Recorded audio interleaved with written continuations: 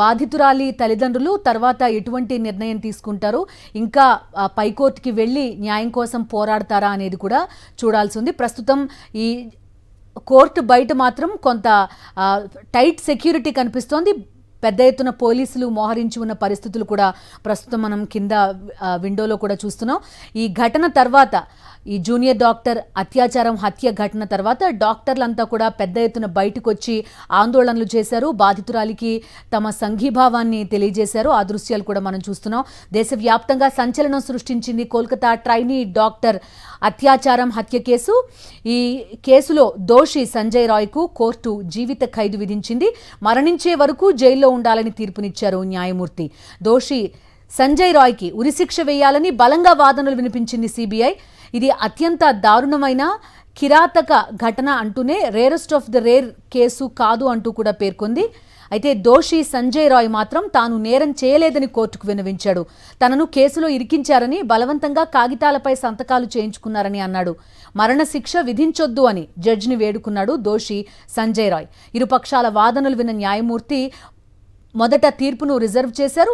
ఈరోజు జీవిత ఖైదు విధిస్తూ తీర్పు వెలువరించారు. గతేడాది ఆగస్టు 9వ తేదీన కోల్కతాలోని ఆర్జీకర్ మెడికల్ కాలేజ్ హాస్పిటల్లో ఈ ఘోర అత్యాచారం హత్య ఘటన జరిగింది. ట్రైనీ డాక్టర్ను లైంగికంగా వేధించి చంపేసిన ఘటన యావత్ దేశాన్ని షాక్కి గురిచేసింది. హాస్పిటల్లోని సెమినార్ హాల్లో జూనియర్ వైద్యురాలి మృతదేహాన్ని గుర్తించారు. పోస్టుమార్టంలో ఆమెపై లైంగిక దాడి జరిగినట్టుగా వైద్యులు తేల్చారు. ఈ ఘాతుకానికి పాల్పడింది అదే ఆసుపత్రిలో సివిల్ వాలంటీర్గా పనిచేసే సంజయ్ రాయ్గా గుర్తించారు పోలీసులు. ఆగస్టు 10న అతన్ని అరెస్ట్ చేశారు. ఆర్జీకర్ ఆసుపత్రిలో జూనియర్ వైద్యురాలిపై అత్యాచారం హత్య ఘటన దేశవ్యాప్తంగా ప్రజాగ్రహానికి దారితీసింది. కోల్కతాలో జూనియర్ డాక్టర్లు విధులు బహిష్కరించి నిరసనకు దిగారు. ఇది దేశం మొత్తం వ్యాపించింది. మహిళా సంఘాలు, స్టూడెంట్ యూనియన్లు, డాక్టర్లు రోడ్డెక్కి ఆందోళనలు చేశారు. బాధితురాలికి న్యాయం చేయాలని, ఘాతుకానికి ఒడిగట్టిన వాడిని ఉరితీయాలని డిమాండ్ చేశారు. విచారణ విషయంలో కోల్కతా పోలీసుల తీరుపైన కూడా అనుమానాలు వ్యక్తమయ్యాయి. అసలు నేరస్తులను తప్పించే ప్రయత్నం జరుగుతోందనే ఆరోపణలు వెల్లువెత్తాయి. ఈ నేపథ్యంలో కేసు సుప్రీంకోర్టుకి చేరింది. కోల్కతా లైంగిక దాడి కేసును సిబిఐకి అప్పగించింది సర్వోన్నత న్యాయస్థానం. జూనియర్ వైద్యురాలి అత్యాచారం హత్య ఘటనపై సిబిఐ లోతుగా దర్యాప్తు జరిపింది. ఆర్జీకర్ కాలేజ్ మాజీ ప్రిన్సిపల్ సందీప్ ఘోష్తో పాటు పలువురిని విచారించింది. మొత్తం 66 రోజుల పాటు చేపట్టిన విచారణలో 120 మంది సాక్షులను విచారించింది సిబిఐ. నిందితుడు సంజయ్ రాయ్కి పాలిగ్రఫీ, లై డిటెక్టర్ టెస్టులు నిర్వహించింది. బాధితురాలిపై సామూహిక అత్యాచారం జరగలేదని తేల్చిన సిబిఐ సంజయ్ రాయే ఈ దారుణానికి ఒడిగట్టినట్టుగా దర్యాప్తు నివేదికలో పేర్కొంది. ఇందుకు సంబంధించి బలమైన సాక్ష్యాధారాలను సిల్దా సెషన్స్ కోర్టుకు సమర్పించింది. సాక్ష్యాధారాలను పరిశీలించిన ప్రత్యేక న్యాయస్థానం ఈ నెల 18న సంజయ్ రాయ్ని దోషిగా తేల్చింది. మొత్తం 160 పేజీల తీర్పులో అత్యాచారం, హత్య, మరణానికి సంబంధించి భారత న్యాయ సంహితలోని వివిధ సెక్షన్ల కింద సంజయ్ రాయ్ని దోషిగా నిర్ధారించింది. జీవిత ఖైదు విధిస్తూ తీర్పు వెలువరించింది.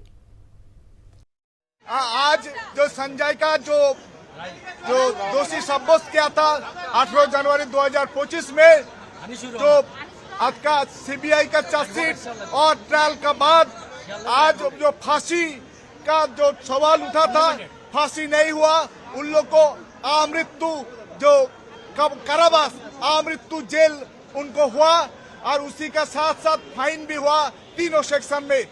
64 रेप में जावज्जीवन, 66 में आमृत्यु कारावास और 103A जो मर्डर, उसी में भी उनको जावज्जीवन कारावास दिया।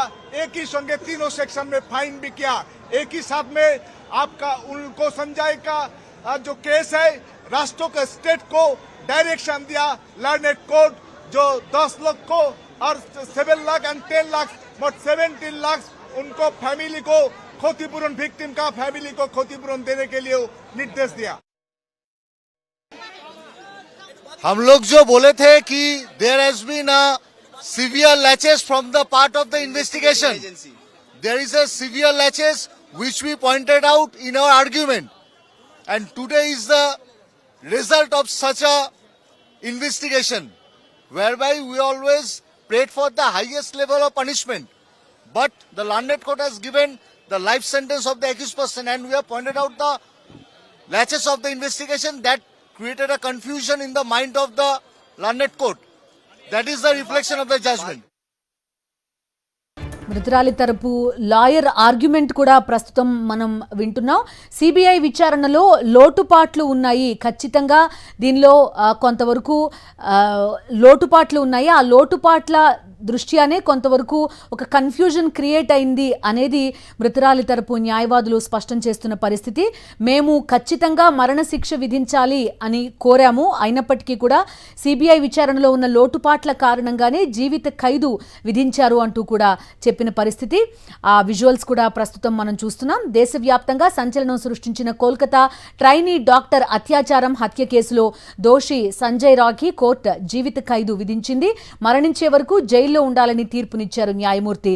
దోషి సంజయ్ రాయ్కి ఉరిశిక్ష వేయాలి అని బలంగా వాదనలు వినిపించింది సిబిఐ. ఇది అత్యంత దారుణ కిరాతక ఘటన అని పేర్కొంది. అయితే దోషి సంజయ్ రాయ్ మాత్రం తాను నేరం చేయలేదని కోర్టుకు విన్నవించాడు. తనను కేసులో ఇరికించారు, బలవంతంగా కాగితాలపై సంతకాలు చేయించుకున్నారు అని తెలిపాడు. మరణశిక్ష విధించొద్దని జడ్జిని వేడుకున్నాడు దోషి సంజయ్ రాయ్. ఇరుపక్షాల వాదనలు విన్న న్యాయమూర్తి మొదట తీర్పును రిజర్వ్ చేశారు. జీవిత ఖైదు విధిస్తూ ఇప్పుడు తీర్పు వెలువరించారు.